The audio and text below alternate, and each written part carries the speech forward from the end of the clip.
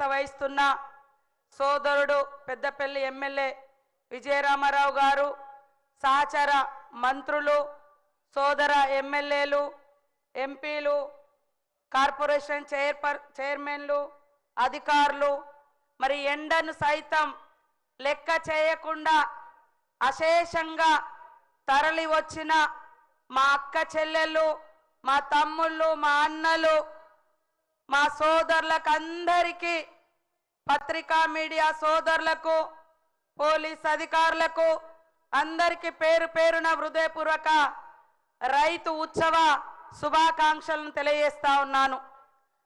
99 రోజుల ప్రజాపాలన కార్యక్రమంలో భాగంగా ఈరోజు సీఎం రేవంత్ రెడ్డి గారు ఈ యొక్క రైతు ఉత్సవాలను ప్రారంభించడం కోసం మరి మంత్రి నియోజకవర్గంలో గౌరవ పెద్దలు సహచార మంత్రివర్యులు శ్రీధర్ బాబు గారి నాయకత్వంలో జరుగుతున్నటువంటి ఈ సమావేశానికి వస్తున్న సందర్భంగా వారికి ప్రత్యేక ఆహ్వానం, శుభాకాంక్షలను తెలియజేస్తా ఉన్నాను. ఈరోజు మా అక్కలు చాలా మంది వచ్చిండ్రు. ఈ ప్రభుత్వం పేదల ప్రభుత్వం, రైతుల ప్రభుత్వం, యువజనుల ప్రభుత్వం, మహిళల ప్రభుత్వం, అట్టడుగు వర్గాల ఎస్సీ, ఎస్టీ, బీసీ, మైనార్టీ వర్గాల ప్రభుత్వం. అందుకనే ఎప్పుడు కూడా సంక్షేమాన్ని ముందుకు తీసుకెళ్తూ ఒక దిక్కు అభివృద్ధి, ఒక దిక్కు సంక్షేమం, ఈ రెండు కార్యక్రమాలను ముందుకు తీసుకెళ్తున్నాం. అభివృద్ధికి నిధులు ఎక్కడా కూడా తగ్గించకుండా, సంక్షేమం అంటే పేదలకు ఈరోజు ఇచ్చే ఫ్రీ కరెంటు కానీ, సన్న బియ్యం కానీ, పెన్షన్లు కానీ, మరి అనేక అభివృద్ధి సంక్షేమ కార్యక్రమాలు కానీ, పిల్లల ఉద్యోగ ఉపాధి అవకాశాలు కల్పించడం కానీ ఇవన్నీ కూడా తీసుకెళ్తా ఉన్నాం. అందుకనే ఈరోజు మరి మహిళల గురించి ఒక్క నిమిషం మాట్లాడుకుంటే, ఈరోజు మహిళా ఉన్నతే తెలంగాణ ప్రగతి అని మరి ఈరోజు మన ముఖ్యమంత్రి రేవంత్ రెడ్డి గారు పెట్టడం జరిగింది. ఇప్పటి వరకు ఈ ప్రభుత్వం, ఇందిరమ్మ ప్రభుత్వం వచ్చిన తర్వాత 60,000 కోట్ల రూపాయలు మా అక్క చెల్లెలకు, మా మహిళా సంఘాల సభ్యులకు అందరికీ మరి బ్యాంకు లింకేజ్ ద్వారా వడ్డీ లేని రుణాలు ఇవ్వడం జరిగింది. ఇప్పటిదాకా 4,70,000 చిన్న చితక పరిశ్రమలను పెట్టి వాళ్లకు ఉపాధి కల్పించడం జరిగింది.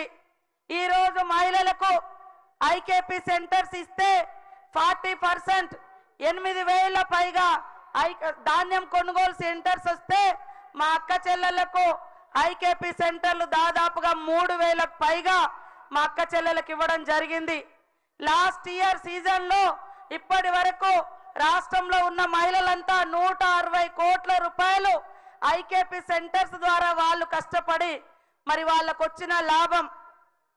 ఈ రకంగా ఈరోజు ఇందిరమ్మ ఇల్లులు వస్తే మా అక్కల పేరు మీద పునాది కట్టుకోవాలంటే ఇబ్బంది ఉంటుందని ముందస్తుగా ఒక్కొక్క ఇల్లు వచ్చినటువంటి మా అక్క చెల్లెళ్లకు 1,00,000 రూపాయలు బ్యాంకు లింకేజ్ ద్వారా ఇప్పించడం జరుగుతూ ఉంది. ఇటుకల బట్టీలు దాదాపుగా 720 ఇటుక బట్టీలు సెంటర్లు పెట్టించిన మా మహిళా సంఘాలకు ఉపాధి కోసం. అదేవిధంగా సెంట్రింగ్లు కూడా పెట్టియడం జరిగింది. అదేవిధంగా పెట్రోల్ బంకులు, మరి వాళ్ళ కుట్టు మిషన్లు, బట్టలు కుట్టే పని, ఇవన్నీ కూడా ఈరోజు మహిళా సంఘాలకు ఇచ్చి 1 కోటి మంది మహిళల్ని కోటీశ్వర్లను చేయాలనేటువంటి సంకల్పంతో ఈ ప్రభుత్వం, ఇందిరమ్మ ప్రభుత్వం, రేవంత్ రెడ్డి గారి ప్రభుత్వం ముందుకెళ్తా ఉంది. ఇవాళ మేము 1 కోటి మంది మహిళల్ని కోటీశ్వర్లను చేస్తామంటే పాపము ఓర్వలేక మరి కళ్ళల్లో నిప్పులు పోసుకుంటా ఉన్నారు. బస్ ఫ్రీ పెడితే ఓర్వరు, వడ్డీ లేని రుణాలు ఇస్తే ఓర్వరు, మహిళలు బయటకు వస్తే ఓర్వరు. ఇన్ని రకాలుగా బీజేపీ బీఆర్ఎస్ ప్రభుత్వము తప్పుడు కూతలతోటి మహిళల్ని వంటింటికే పరిమితం చేయాలన్నటువంటి కుట్ర చేస్తా ఉన్నారు. పిల్లల్ని చూసుకుంటూ, కుటుంబాన్ని చూసుకుంటూ ఈరోజు సమాజంలో సగభాగంగా మహిళలు ముందుకు వస్తా ఉన్నారు. నిన్న మొన్న పార్లమెంటులో మహిళా ముసుగేసుకొని మరి వాళ్ళ డీలిమిటేషన్, నియోజకవర్గాల పెంపు, విభజన అనే పేరుతోటి బీజేపీ కొత్త నాటకానికి తెరలేపింది. మరి 2023లో సెప్టెంబర్ 21 నాడు ఇదే మహిళా బిల్లు పార్లమెంటు రాజ్యసభలో ఆమోదం పొందింది. ఆ రోజు ఏమన్నారు బీజేపీ నాయకులు? డీలిమిటేషన్ అయిన తర్వాత, ఇప్పుడు జనాభా లెక్కలు అవుతున్నాయి, అయిన తర్వాత ఈ బిల్లును అమల్లోకి తెస్తామని చెప్పి మళ్ళీ దొడ్డిదారిన డీలిమిటేషన్ కు మహిళ ముసుగేసుకొని ఇవాళ మనలాంటి రాష్ట్రాలకు అన్యాయం చేయాలని మరి మహిళల పేరు మీద వచ్చిర్రు. మహిళా పార్టీ ఈరోజు కాంగ్రెస్ పార్టీ మహిళలను దేశ ప్రధానులుగా, మొదటి రాష్ట్రపతులుగా, మొదటి మహిళా స్పీకర్గా, మొదటి మహిళా ముఖ్యమంత్రులుగా, మొదటి మహిళా గవర్నర్లను చేసింది కాంగ్రెస్ ప్రభుత్వం, కాంగ్రెస్ పార్టీ. కానీ ఈరోజు బీజేపీ నాయకులు ఇవాళ ఓట్ల కోసమే మహిళల్ని వాడుకుంటా ఉన్నారు. కానీ కాంగ్రెస్ ప్రభుత్వం మహిళల ఉన్నతి కోసం, మహిళల అభివృద్ధి కోసం ఇవాళ బీజేపీ ప్రభుత్వం కార్పొరేట్ కంపెనీల కోసం 16 లక్షల కోట్ల మాఫీ చేస్తే ఈ ప్రభుత్వం రైతన్న కోసం 21,000 కోట్లు మాఫీ చేసింది. మరి 60 కోట్ల రూపాయలు, 60,000 కోట్ల రూపాయలు మా మహిళా సంఘాలకు వడ్డీ లేని రుణాలు ఇచ్చిండ్రు. మా మహిళలు ఎవరైనా చనిపోతే 10 లక్షల వరకు యాక్సిడెంటల్ ఇన్సూరెన్స్ పెట్టడం జరిగింది. ఎవరైనా లోన్ తీసుకొని చనిపోతే 2 లక్షల వరకు మాఫీ పెట్టడం జరిగింది మహిళలది. ఇది మహిళా ఉన్నతి ప్రభుత్వం, మహిళా అభ్యున్నతి కోరుకునే ప్రభుత్వం, రైతుల ప్రభుత్వం. ఇవాళ రైతు సంక్షేమం కోసం మొన్ననే మన ప్రభుత్వం ఈ రాష్ట్రంలో రేషన్ కార్డు ఉన్న ప్రతి ఒక్కరికి ఏ రకంగా చనిపోయినా ఆ కుటుంబ సభ్యులకు 5 లక్షల వరకు మరి జీవిత బీమా పెట్టడం జరిగింది. ఇది పేదల్ని ఆదుకునే తీరు. కాబట్టి ఈరోజు ఇక్కడికి వచ్చిన మా అక్క చెల్లెలందరూ కూడా ఈ యొక్క ఇందిరమ్మ ప్రభుత్వాన్ని ఆశీర్వదించాలని, మా రైతన్నల మీద కూడా ఈ రోజు వరకు ఈ ప్రభుత్వం వచ్చిన కాడ నుంచి రైతు రుణమాఫీ కావచ్చు, అదే విధంగా పాడి బోనస్ కావచ్చు, మరి ఇంకా రైతు భరోసా కావచ్చు, ఈ పేరు మీద 1,00,000 కోట్ల రూపాయలు రైతన్నల ఖాతాల్లోకి మరి వేయడం జరిగింది. కాబట్టి ఆలోచించండి, ఈరోజు ఏ ప్రభుత్వం ప్రజా సంక్షేమం కోసం పనిచేస్తుంది. ఇవాళ 10 ఏళ్ళు ఉద్యమాలు చేసి తెలంగాణ తెచ్చుకుంటే వాళ్ళ 10 సంవత్సరాలలో వచ్చినటువంటి ఉద్యోగాలు 70-80 వేలు. మరి సంవత్సరం 4 కాలంలోనే దాదాపుగా 70,000 ఉద్యోగాలు ఇచ్చినటువంటి ఘనత రేవంత్ రెడ్డి ప్రభుత్వంది. యువత కూడా ఆలోచించాలి, మహిళలు ఆలోచించాలి.